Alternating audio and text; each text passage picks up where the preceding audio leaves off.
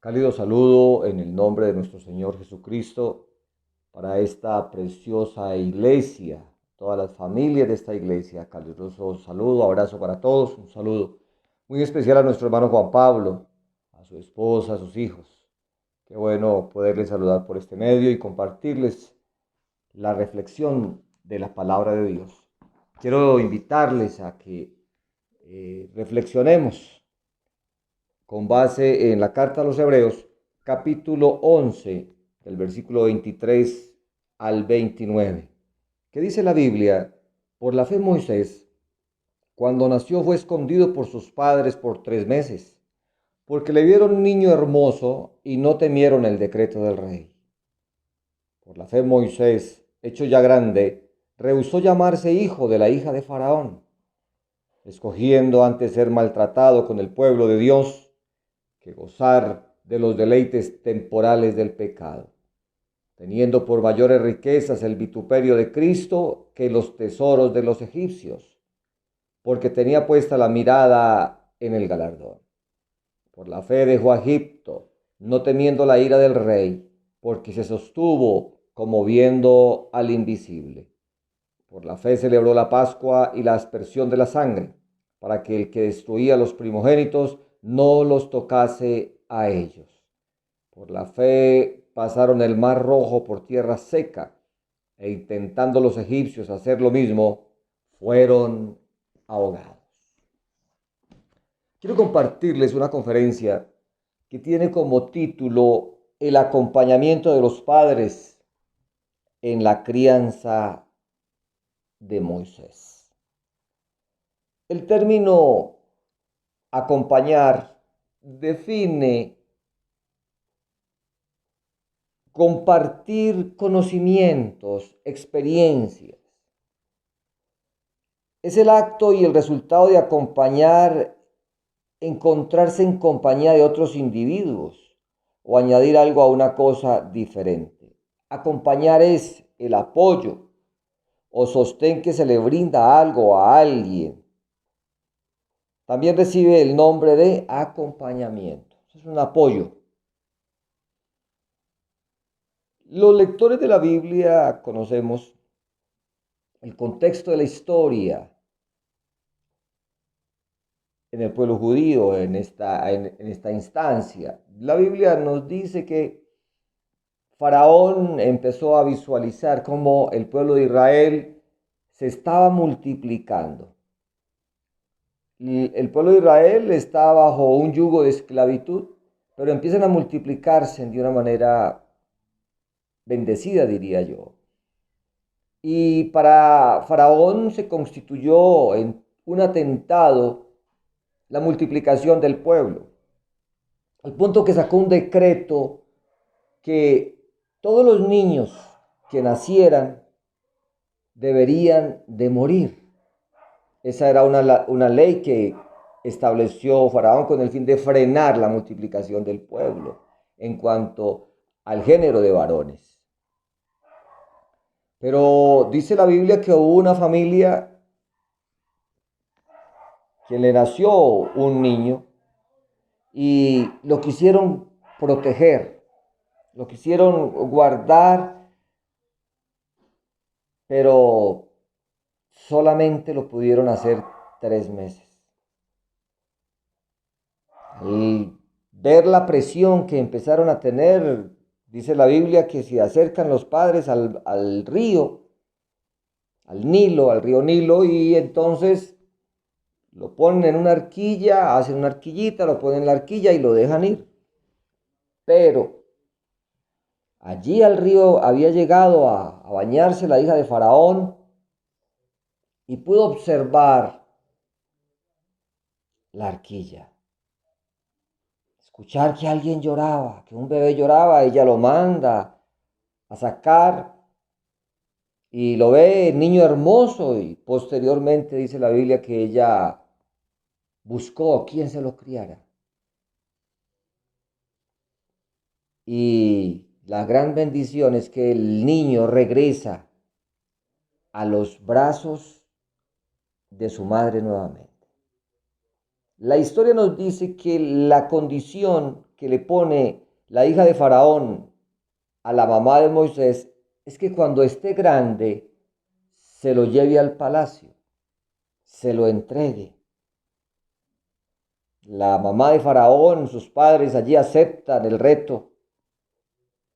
Y digo reto porque empezaba un gran trabajo con ellos, un acompañamiento. Ellos como judíos ya conocían la religión, la fe de los egipcios, ya sabían. Y empezó un trabajo con ese bebé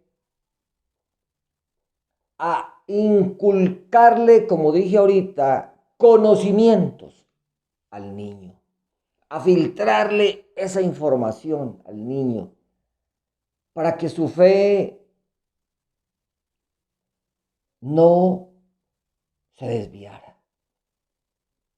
Fue un trabajo, es un proceso, diría yo, el empezar a filtrar esta información al niño. Y la Biblia nos dice que el acompañamiento fue efectivo. Porque cuando lo llevan al palacio, vemos que Moisés sube de nivel, de ser un esclavo a ser libre. Sube de nivel porque de estar en un lugar marginal, por decirlo así, donde estaban los judíos, porque pues, estaban en condición de esclavitud, viene a un palacio. Viene a disfrutar de honores, de privilegios, de ser el nieto de Faraón y el hijo de la hija de Faraón. La vida le cambia totalmente a Moisés. No obstante, él ya lleva un mensaje aquí. Y ahí complemento con lo que Dios dice, que instruye al niño en su camino y aun cuando fuere viejo, no se apartará de él. Si Dios lo dice, yo lo creo. Y aquí se contextualiza esto. Moisés lleva un conocimiento y él empieza a visualizar que en el palacio del rey, de su abuelo, por decirlo así, hay muchos dioses, muchas divinidades, porque los egipcios se caracterizaban por ser politeístas, creían en muchos dioses. Pero Moisés llevaba una fe aquí en la mente. Mi Dios es uno. Porque me imagino a la mamá de Moisés en ese acompañamiento siempre inculcándole la existencia de un solo Dios. Él empezó a visualizar muchas cosas y empezó a darse cuenta que esto chocaba con su fe.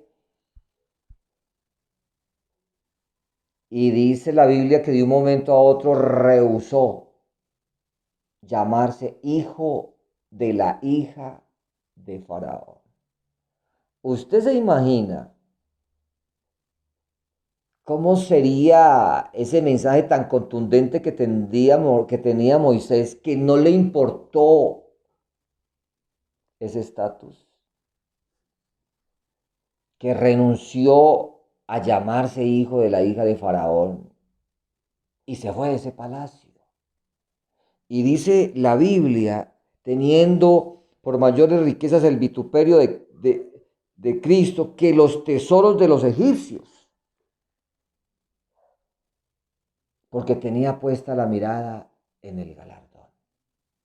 Esto es muy diciente y genera unas reflexiones muy interesantes, porque vemos posteriormente que Moisés es un hombre a un hombre que Dios lo llama, un hombre que Dios lo usa para sacar al pueblo de Israel de Egipto y se sostuvo como viendo al invisible. Es decir, la fe de este hombre es una fe grande, una fe, una convicción fuerte en ese Dios maravilloso que, mire, todo lo que pasó.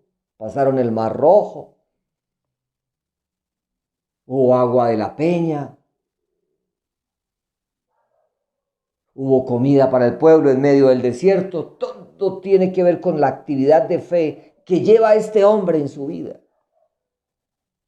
Y todo fue tan linda la historia de Moisés, que dice la Biblia que cuando Dios ya se lo iba a llevar, era tan linda la relación que este hombre empezó a tener con Dios, que cuando él ya iba a fallecer, Dios le dijo que subiera al monte y allá, dice la Biblia, Moisés muere y Dios lo sepultó. Y el lugar de su sepultura se desconoce hasta el día de hoy. ¿Qué tal el acompañamiento? ¿Qué tal el acompañamiento? Y me viene a reflexión pensar muchas cosas en este momento. Y es que, hermanos, nosotros debemos de sostener esta fe. Debemos de sostener la iglesia. Nosotros somos protagonistas en el Evangelio, pero nos vamos a morir un día. No sabemos cuándo. Y ahí tenemos un legado, unos hijos que pueden tomar la bandera para dar continuidad a esta gran misión.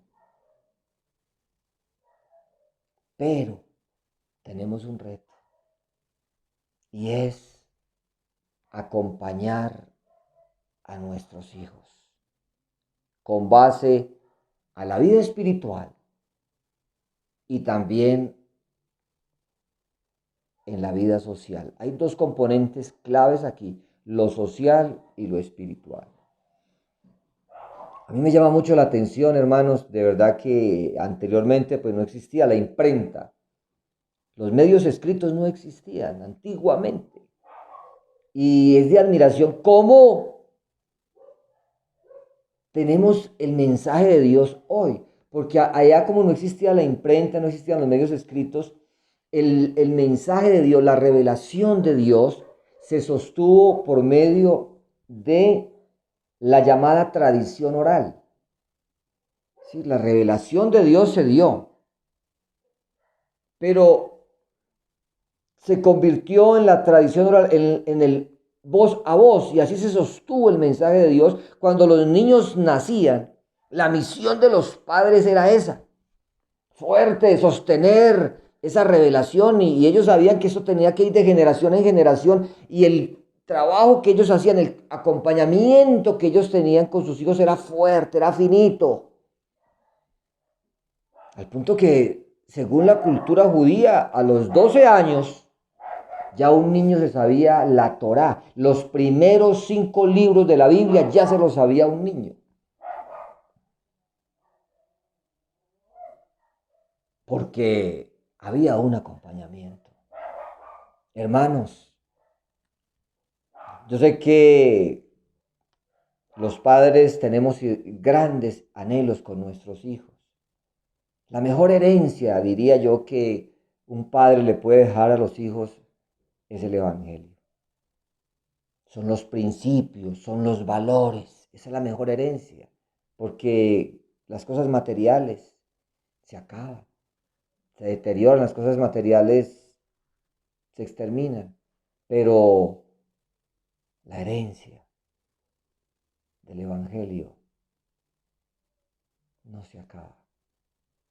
Esa herencia le enseña a los hijos a vivir en medio de un mundo caótico, en medio de un mundo donde hay una descomposición social. Hermanos y amigos, tenemos el mejor mensaje para nuestros hijos y es el Evangelio. Un mensaje poderoso. Y podemos, hermanos, identificarnos con esos padres que se apersonaron con ese niño al punto de que empezó a tener la mirada en el galardón. Rechazó los tesoros de los egipcios. Rechazó lo pagano. Que nuestros hijos aprendan a rechazar lo pagano. Lo malo que hay en este planeta Tierra, pero ahí está nuestro trabajo. que nosotros les mostremos a los niños los peligros que hay en este planeta. Pero necesitamos sacar tiempo para esto, necesitamos apersonarnos de esto, hermanos, hombro a hombro.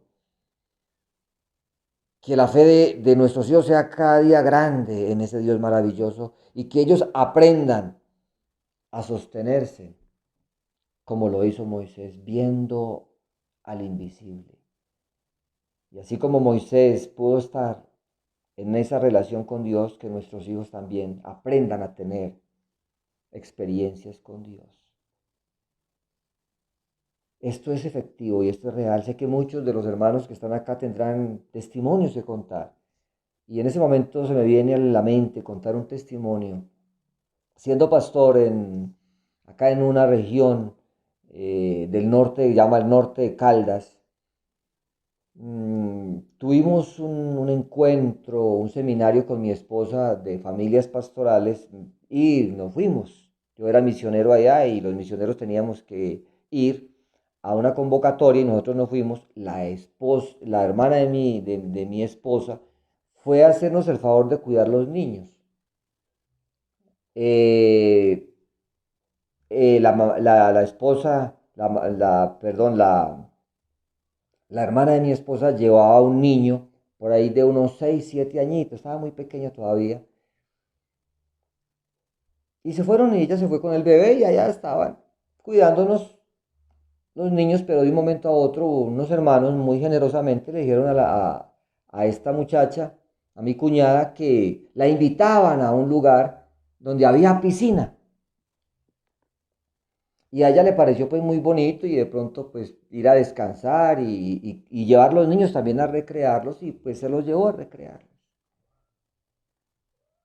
Estaban allá, en medio de su recreación y las mamás pues interactuando, hablando de una cosa, los otros niños jugando para allá y para acá. Lo cierto del caso es que los adultos se distraen.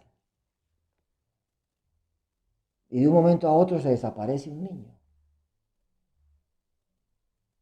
Empiezan a buscarlo de manera desesperada y no lo encuentran. Buscan de una manera, de la otra. El desespero era gigante porque no hallaban el niño. Y de un momento a otro alguien voltea a mirar la piscina y el niño ya lo veían pero flotando. Se les había ahogado. Fueron, lo sacaron y había alguien allí. El administrador viene, le hace los primeros auxilios al niño y voltea a mirar a los adultos y les dice, no hay nada que hacer. Está ahogado, el niño ya falleció. De hecho, el niño ya había depositado materia fecal. El desespero fue terrible, la mamá se puso como loca, las hermanas en el desespero tratando de controlarla a ella y todo el mundo allí en ese susto tan impresionante. Pero ahí estaba, había un niño, el hijo mayor mío, Johnny Edilberto, ahí estaba. Y mientras veía el alboroto, él tenía un mensaje aquí que había escuchado. Ese mensaje de ese Dios que resucita a los muertos. ¿Cuántas veces habría escuchado la historia de Lázaro? La historia del hijo de la viuda de Naín, ¿cuántas veces lo escucharía en la escuela dominical, en las prédicas, cuando hacíamos los devocionales? ¿Cuántas cosas no escuchó ese niño de ese Dios que resucita muertos? Y mientras todo el mundo está en ese desespero, ese niño con unos 8 añitos, le pondría yo, muy pequeño, fue y se arrodilló frente al niño, hizo una oración por ese niño, no sé qué le diría a Dios, le impuso las manos porque él ya sabía que al imponer las manos sobre los enfermos se sanarían. Oró a Dios, no sé qué oró, no sé qué oró. Lo cierto del caso es que cuando pone las manos sobre el niño, de un momento a otro el niño empieza a respirar. después de estar muerto. Y vuelve la tranquilidad y el regocijo y bueno, ¿y ahorita qué vamos a hacer? Ya está respirando allí. Vienen y le hacen los primeros auxilios nuevamente y lo llevan al puesto de salud, lo llevan al hospital. Allá en el hospital, el médico se queda aterrado.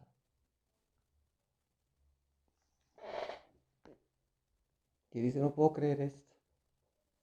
No lo puedo creer. ¿Qué pasó con este niño? Si este niño ya se había muerto. ¿Cómo va a ser posible lo que estoy viendo? El médico estaba admirado, aterrado de ver esto, pero ¿cómo es posible si cuando una persona ya defeca, materia fecal, ya cuando una persona se ahoga hace esto y pasa este evento y ya se muere? ¿Qué pasó aquí? Y mi cuñada le tenía que decir, es que hay un Dios en los cielos grande y maravilloso que hace milagros. Ella lo veía así con su fe, pero todo fue por por la oración de un niño. Hermano, usted no se alcanza a imaginar qué impacto tiene la oración de un niño. Por eso la Biblia dice que de los que maman, fundaste la fortaleza. De los niños, de los que maman, fundaste la fortaleza. Esas oraciones son poderosas. Instruye al niño en su camino, instrúyelo, instrúyelo. Eso es una huella imborrable, hermanos. Jamás se irá de sus vidas la fe en Dios, la creencia en Dios. Según los teóricos, la familia es el microsistema que configura la vida de una persona durante muchos años. Las prácticas educativas parentales no son solo la primera influencia, sino posiblemente la más significativa en la vida de los niños. Mire bien, la educación, la formación que les demos los padres, dicen los teóricos desde lo social, es la más significativa en la vida de los niños. Y aquí pues relaciono esto con lo que el mismo Dios dice. Instruye al niño en su camino y cuando fuere viejo, no se apartará de él.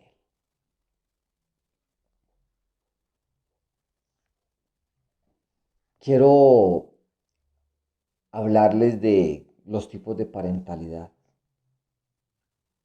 Hay dos tipos de parentalidad para que ustedes los tengan claro. La parentalidad biológica, que tiene que ver con la procreación.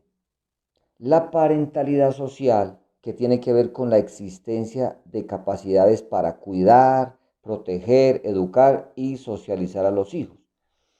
Bueno, ¿qué quiero decir con esto? Quiero decir que hay padres, hoy se están formando nuevas familias, digámoslo, modelos de familia, entre ellos está la llamada familia reconstituida. ¿Qué es la familia reconstituida? Cuando uno de los dos cónyuges trae hijos a la relación que no son de la pareja. Es posible que ella traiga hijos que no son de él y se unen, pero no son hijos, digámoslo así, biológicos.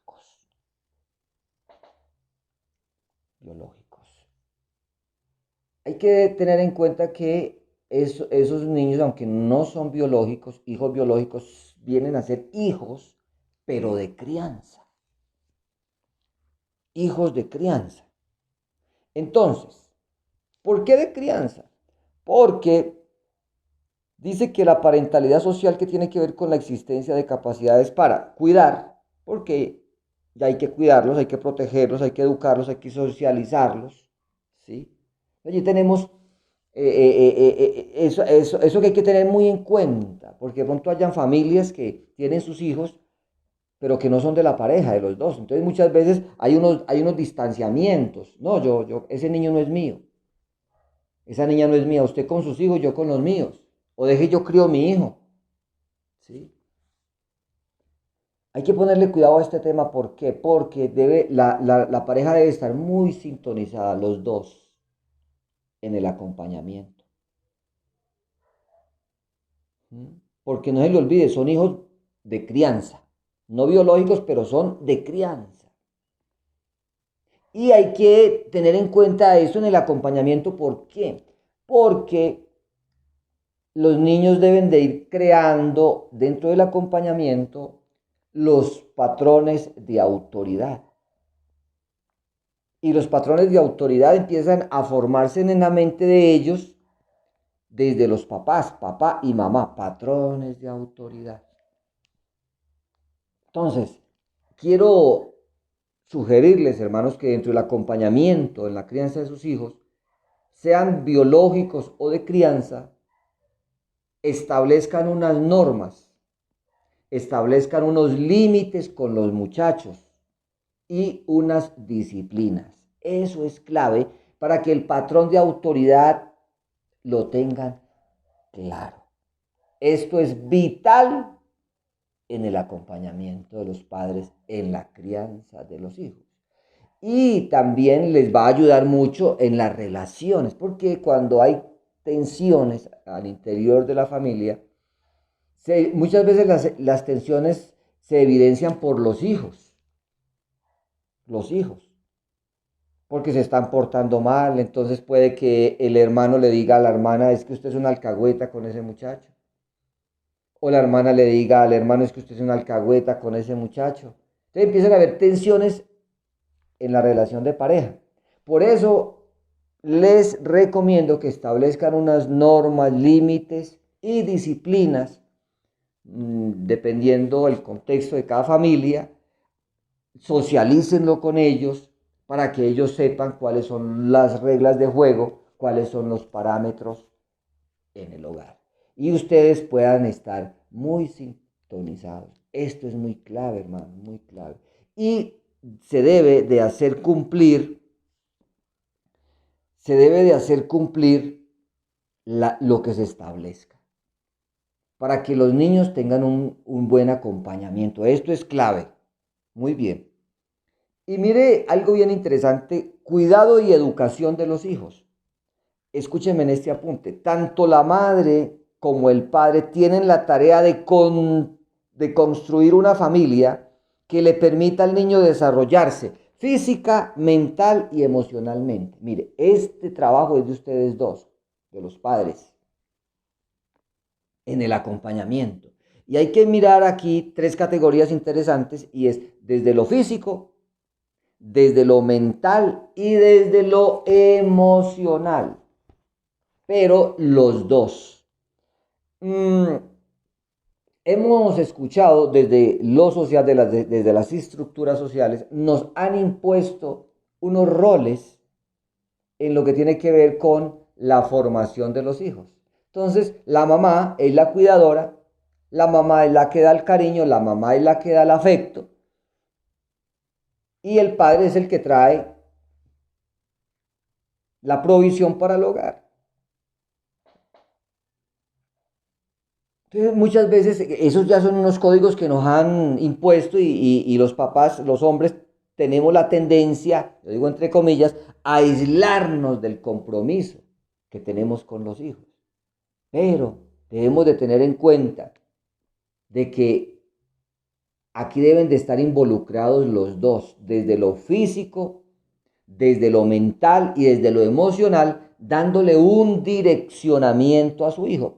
¿Por qué les digo esto? Porque al interior de las familias, en ocasiones se observa que se, que se generan alianzas, se generan, alianzas, se generan triangulaciones. Y voy a explicarles qué es una alianza. Una alianza es cuando dos personas se unen, se alían contra otra. ¿Y cómo se puede generar una alianza allí? Por decir algo, que la mamá se alíe con la hija y la hija le diga, es que mi papá es muy jodido, y la mamá le diga, sí, mija, su papá es un muy jodido, y empiecen a alimentar una cantidad de cosas alrededor de eso. Entonces la niña se alía con la mamá y ya empiezan a ver al papá malo, al papá que se sale de casillas, al papá. No es conveniente formar eso.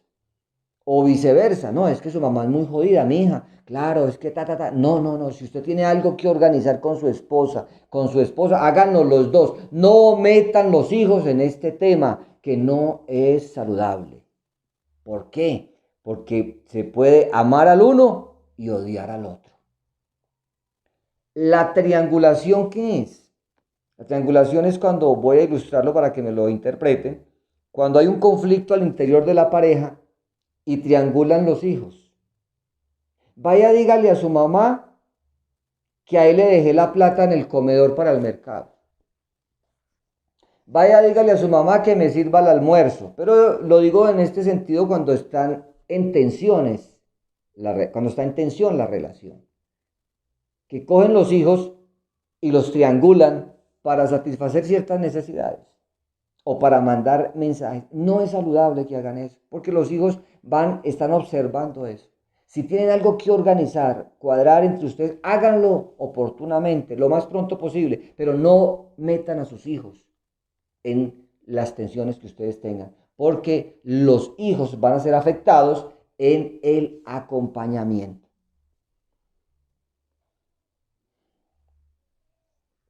Hay muchas cosas que decir, el tema es muy extenso, pero yo quisiera ya como hacer una síntesis al respecto. Y no se les olvide, quiero decirles que la educación familiar como una actuación de la familia en la cual las generaciones mayores, padres y madres, enseñan a los niños, hijos, un conjunto de prácticas y hábitos y valores que les permiten hacer parte de la vida social. Por eso, este es un ámbito donde la sociedad se juega el ser o no ser del proceso educativo. Es decir, los padres tenemos una función muy importante con nuestros hijos y es el acompañarlos. ¿Y qué más bonito que poderlos acompañar en lo espiritual?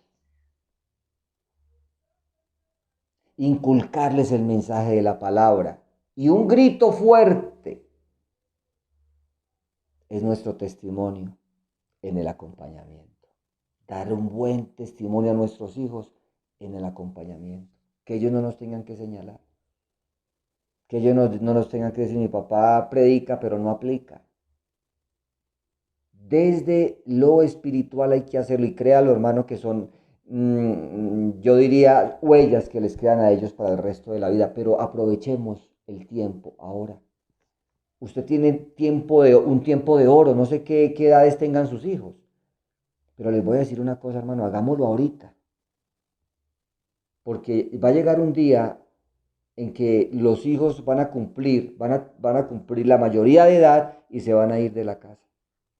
Ya cuando ellos se vayan, lo que usted pudo hacer en el acompañamiento. Yo le decía a mi esposa, nosotros tenemos dos hijos, ya ellos tienen su mayoría de edad, se fueron del hogar, se fueron, uno está en Panamá, ustedes lo conocen, Johnny Edilberto, y otro está en Costa Rica, Santiago, ya salieron de la casa. Y yo le dije a mi esposa, cuando ellos ya se independizaron, porque va a llegar el día en que ellos se van a independizar, yo le dije a mi esposa, mami, la misión ya la cumplimos, ya la hicimos. Ya de aquí en adelante, orar por ellos, y si nos llaman a que les demos una orientación, dársela, y lo que hicimos hasta ahora. Entonces, hermanos, aprovechen el tiempo con sus hijos, instruyanlos, guíanlos. Y yo quisiera decirles de que es un trabajo muy fuerte porque estamos frente a una sociedad de hermanos que quiere absorber los hijos al mal. Y yo comparo esto con los tornados que vienen y arrasan con todo. Y muchas veces los hijos quieren meterse en ese tornado, y usted y yo como padres en el acompañamiento debemos de meternos en medio e impedir que lleguen al tornado, porque eso pasa, sí, la lucha es fuerte. Si nosotros los adultos tenemos una batalla tan dura espiritualmente, cuánto más nuestros hijitos también la tienen. Entonces debemos de tener en cuenta eso, hermanos. Y como nosotros trabajamos por ganarnos las almas allá afuera, debemos de trabajar por ganarnos los nuestros para el reino de los cielos. Mis hermanos, fue para mí un placer, una bendición muy grande haberles compartido esta conferencia del acompañamiento de los padres en la crianza de los hijos. Un abrazo para todos, se les quiere mucho y que la pasen muy bien.